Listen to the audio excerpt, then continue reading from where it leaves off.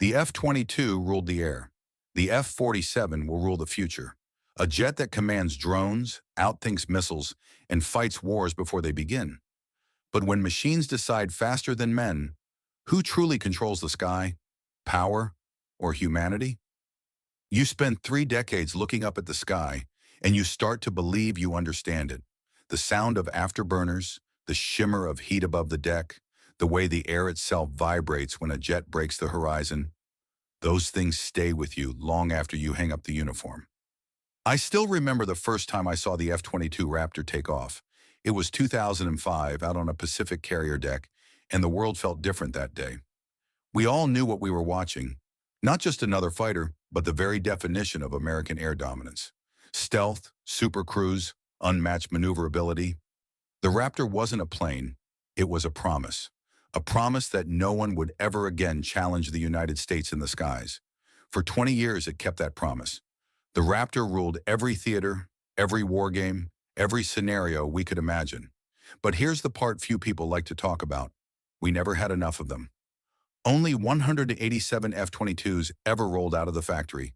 Each one cost over $150 million, and when the 2008 financial crisis hit, Congress shut the line down in 2011.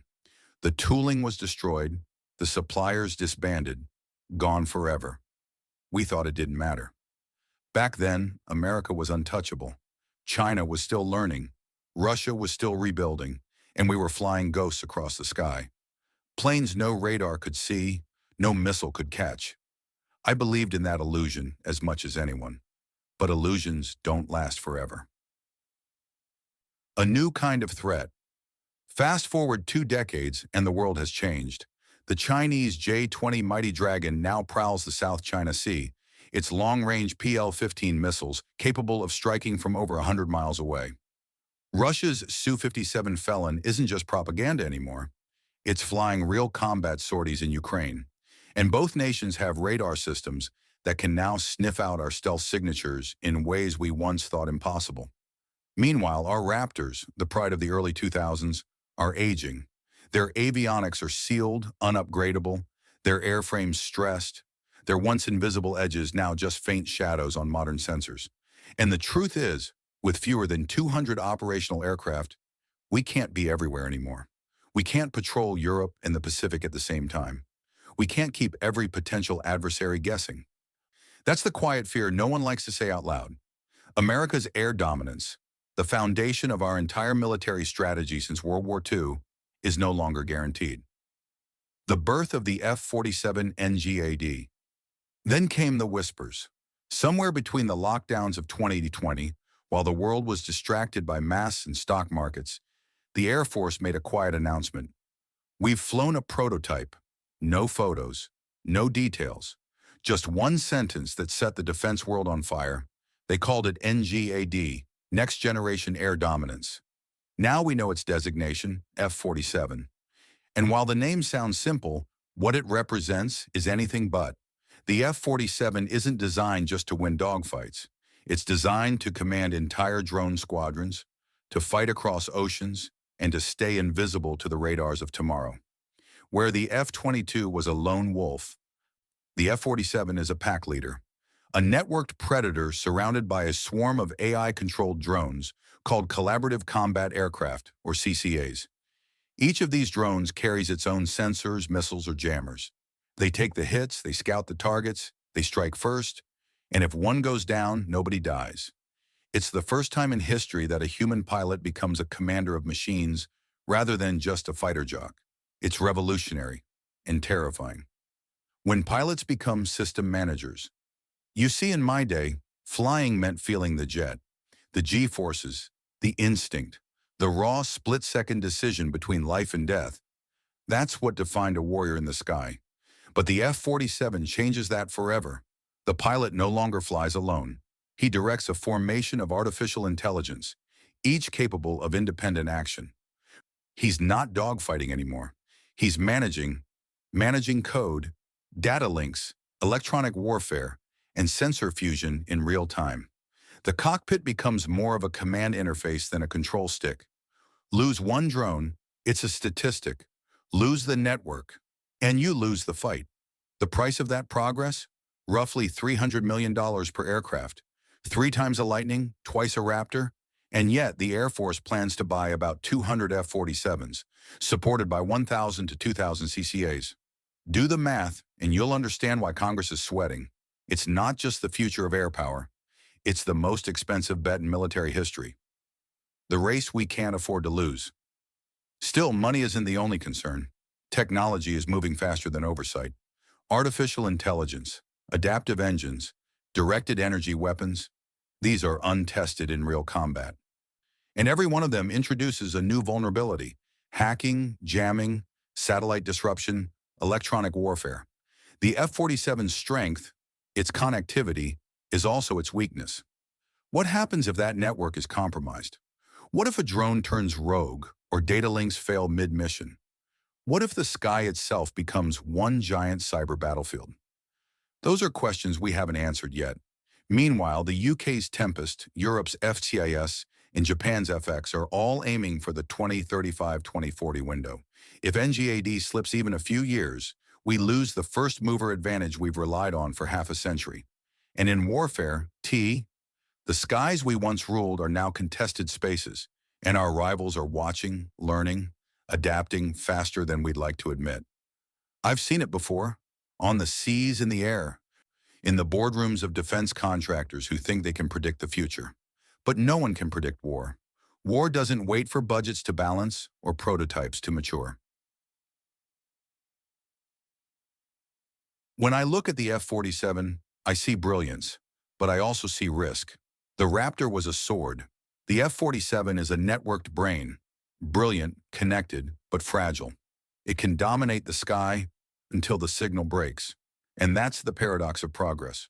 The smarter we make our weapons, the more human wisdom we need to control them. Brief pause. I've seen enough to know this much. The next great war won't be won by the fastest jet or the strongest bomb. It'll be won by the side that best masters the partnership between human judgment and artificial intelligence. I've seen storms at sea that could tear steel apart. But the storm that's coming, it won't roar with thunder or waves. It'll come in silence, through code, through machines, through skies filled with ghosts that no one can see. That's what I tell the young officers who visit me sometimes. They come looking for wisdom, maybe reassurance that the world they're inheriting still makes sense. But I can't give them that, because truthfully, I'm not sure it does anymore. The new battlefield. In my career, warfare was something you could see. A radar blip, a ship on the horizon, the heat signature of an incoming missile. But the F-47's world isn't like that. In this new age, combat is invisible. Algorithms fighting algorithms. Data streams intercepting data streams. A dogfight doesn't last minutes anymore. It lasts milliseconds. And victory belongs not to the pilot who reacts fastest, but to the network that thinks first. The F-47 will operate in what they call a combat cloud, a seamless web of satellites, drones, and ground systems feeding information into one thinking machine. One pilot, sitting in that cockpit, will oversee more battle space than entire air wings did in my day. It's breathtaking and deeply unsettling, because when you fight that way, the line between soldier and server disappears. The price of perfection, they say every generation of weapon brings its own kind of fear. For us, it was nuclear war. For the next, it's autonomy. Machines deciding who lives and who dies faster than any human could.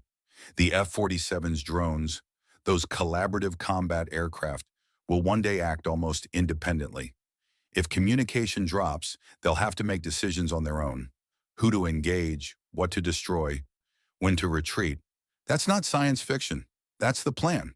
I've read the briefings, the white papers, the optimistic words from tech companies promising ethical AI and human oversight. But in war, oversight is a myth. Chaos has its own rules, and machines don't feel fear, hesitation, or guilt.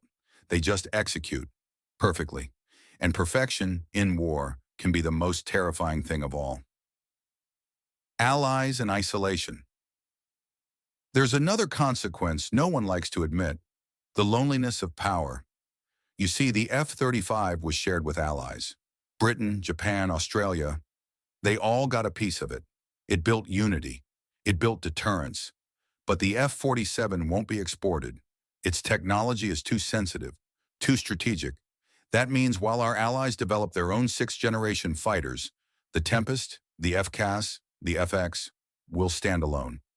Unquestionably superior, yes, but also isolated. And isolation breeds misunderstanding. When your partners can't fly beside you, they start building fleets that can fly without you. That's how empires fade. Not in battle, but in slow, bureaucratic separation from those who once stood shoulder to shoulder. The economics of superiority. Every time I hear the price, $300 million per aircraft, I feel a pang in my chest. That's more than the cost of a destroyer. I remember when defense was about numbers. How many fighters, how many ships, how many men. Now it's about capability per unit. A single aircraft replacing entire squadrons. But fewer aircraft mean fewer pilots, fewer airframes to lose, and less room for error. If one goes down, it's not just a machine, it's a national asset. And when you treat machines as irreplaceable, you start hesitating to use them. That's not deterrence, that's paralysis. The Raptor taught us that lesson. Too few to risk, too expensive to lose. The F-47 risks repeating it. The human factor. You know, I've always believed war reveals more about the human heart than any weapon ever could. And when I look at the direction we're heading, toward autonomy, toward data-driven combat, I wonder where that heart will fit in. In the old days, courage meant pulling 5Gs under fire, making a decision no one else could. Today, courage might mean pulling the plug, stopping an algorithm that's gone too far. We used to say, machines serve men. Now I hear younger officers say, machines protect men. I understand their point, but I worry about what happens when protection turns into dependence. Because once you rely on the machine to think, you start forgetting how to. A strategic reckoning. The F-47 isn't just a fighter, it's a philosophy. The belief that technology can outthink threat. That's a dangerous kind of faith. China is betting on numbers. Russia is betting on chaos. We're betting on perfection, and perfection never survives the first hour of combat. Don't get me wrong, I'm proud of what our engineers are building. I believe in American ingenuity.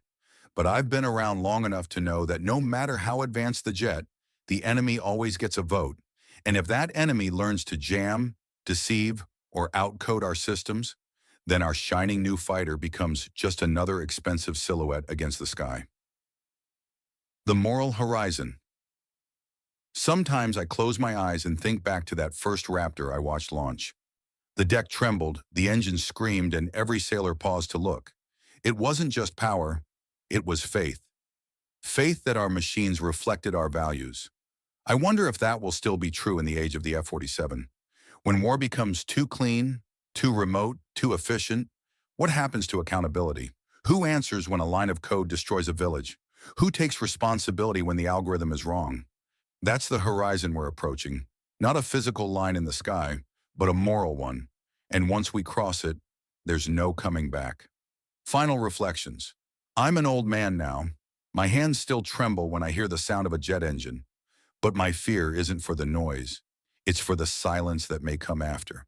Because one day those skies might be filled not with pilots, but with programs. And when that day comes, I hope someone remembers that the sky doesn't belong to machines.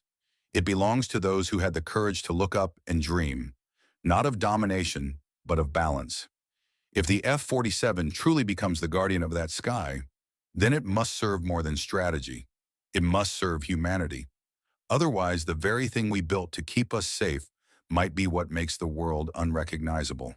A pause, the faint sound of a jet fading into distance. The sky is changing, I tell them, but some things must never change. Honor, restraint, and the human hand that still reaches for the stars.